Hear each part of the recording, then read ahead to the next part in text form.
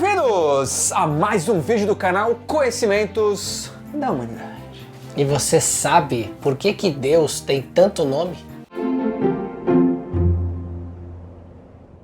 O Conhecimentos da Humanidade, para quem ainda não sabe, é patrocinado por vocês através do nosso financiamento coletivo recorrente, nosso apadrinhamento. Exatamente. E você pode entender mais clicando aqui, tem link na descrição, vai aparecer aqui na tela o nosso site. E lá também no nosso site tem os nossos cursos online que você pode acessar, ver qual é, um monte de coisa produzindo.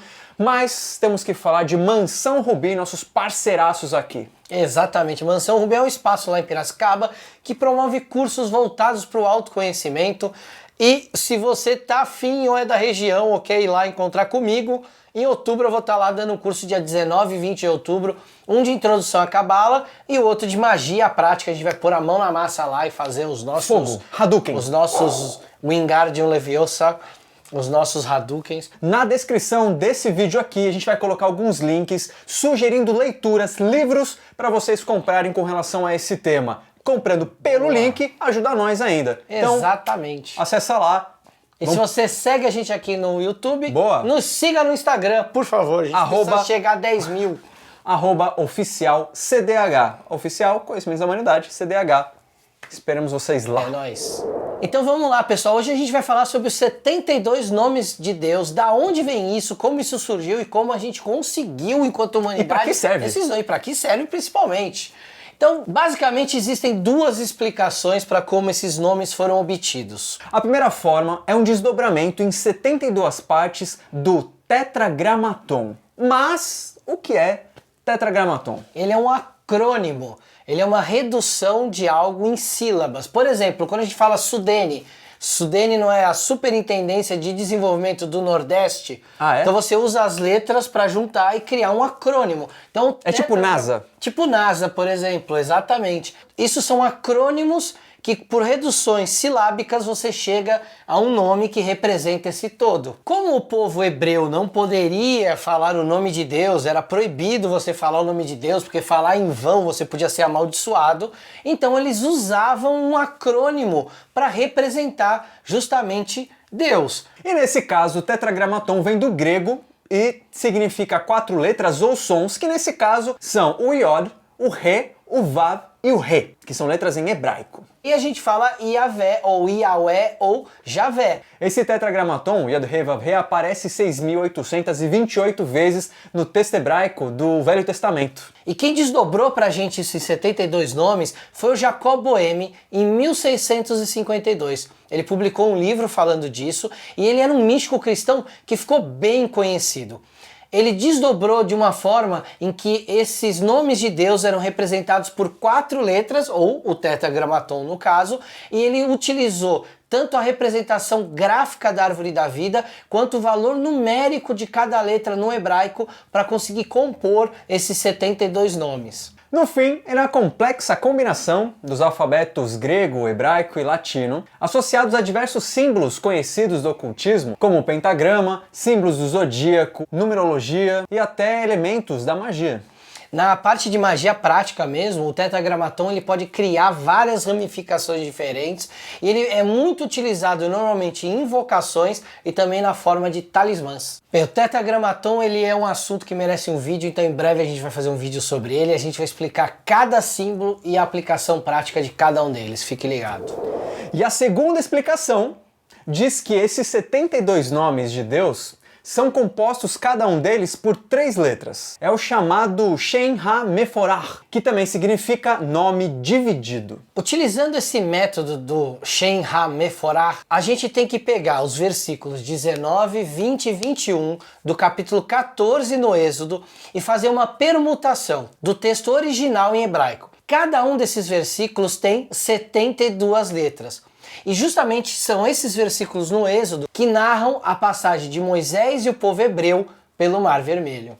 Essa passagem diz o seguinte, primeiro, no versículo 19. O anjo de Deus que ia diante do exército de Israel se retirou e ia atrás deles. Também a coluna de nuvem se retirou de diante deles e se pôs atrás deles. Isso, e o 20 diz, ia entre o campo dos egípcios e o campo de Israel, e a nuvem era trevas para aqueles. E para estes clareava a noite. de maneira que em toda a noite não se aproximou um do outro. Então Moisés estendeu a sua mão sobre o mar e o Senhor fez retirar o mar por um forte vento oriental toda aquela noite. E o mar tornou-se seco e as águas foram partidas. Agora vamos falar como é que a gente obtém os nomes por esse método. Primeiro a gente precisa colocar os versículos em ordem crescente. Então 19, o 20 e o 21. E aí, como a gente lê o hebraico da direita para a esquerda, a gente vai pegar a primeira letra do versículo 19. Quando a gente chega no versículo 20, a gente vai ler da esquerda para a direita e vai pegar a primeira letra. E quando chega no 21, a gente volta a ler da direita para a esquerda e pega a primeira letra. E vai formar o primeiro nome de Deus. Se você repetir esse método pegando a segunda letra e a segunda letra, você vai ter o segundo nome de Deus. Então esse é o método para você pegar até os 72 nomes, lembrando que a gente já explicou que cada versículo tem exatamente 72 letras. Então você consegue compor os 72 nomes de Deus. Mas aí para que serve tudo isso? Bom, esses 72 nomes de Deus não são nomes comuns. Eles são 72 sequências de letras hebraicas que atuam como um disparador de frequências espirituais específicas, ou melhor dizendo, qualidades de Deus. Exato. Ou seja, cada combinação dessa representa uma qualidade divina que pode ser expressa na criação. E de forma que se a gente conhecer esses nomes, a gente consegue despertar essas qualidades divinas dentro de nós. Porque como a própria Bíblia diz, nós somos feitos à imagem e semelhança de Deus. A gente vai dar alguns exemplos agora para explicar melhor essas características que a gente está falando. Esse nome pode ser, por exemplo, consertar o passado, recarregar a centelha divina, milagres, cura, viagem astral, proteção, auxílio angelical, purificação, amor, despertar a essência, fertilidade, eliminação de vícios, sabedoria, enfim, são 72 características e seus desdobramentos. Essas qualidades, elas são representadas por o que a gente vai chamar, bem entre aspas, de anjo. Esses anjos que estão elencados em qualidades, eles vão respeitar a hierarquia celestial divina, que é dividida em serafins, querubins, tronos, dominações, potestades, virtudes, principados, arcanjos e, por fim, anjos. Quanto mais sutil essa qualidade, mais divina, mais próxima de Deus ela está. Os anjos seriam as energias que estão mais próximas das qualidades densas de Deus. Então, por exemplo, o arcanjo Miguel é o nome de Deus? O arcanjo Miguel, ele é o responsável por uma dessas categorias divinas, mas por coincidência, uma das qualidades de Deus se chama Mihael, que é o nome do arcanjo Miguel. Então você tem o arcanjo Miguel responsável por uma dessas hierarquias e ao mesmo tempo você tem também um desses anjos que representa uma qualidade que se chama Mihael. Então não é uma regra. Por exemplo, Rafael não necessariamente é um dos nomes de Deus. Rafael não necessariamente é um dos nomes de Deus. Ele representa uma qualidade divina, mas não dentro dessas 72. Ele é como se fosse um desdobramento dessas qualidades. E antes que você pergunte pra gente se existe algum livro para invocar esses anjos, ou um serafim, ou um arcanjo, saiba que você provavelmente tem esse livro em casa, e é a própria Bíblia, o livro dos Salmos.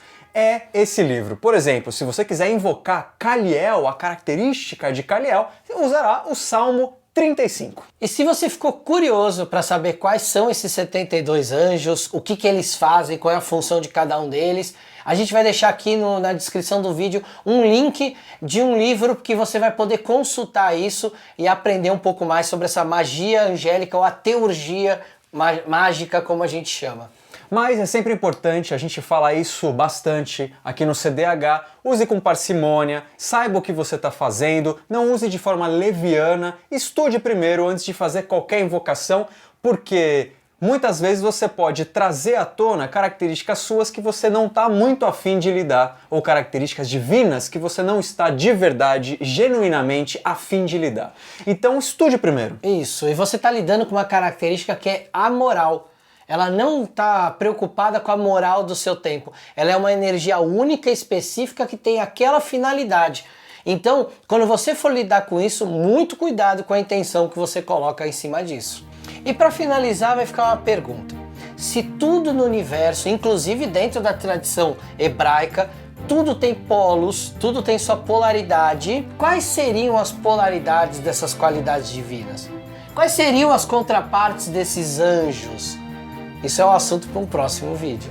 E a gente fica por aqui. Um beijo no seu coração e até mais. Valeu!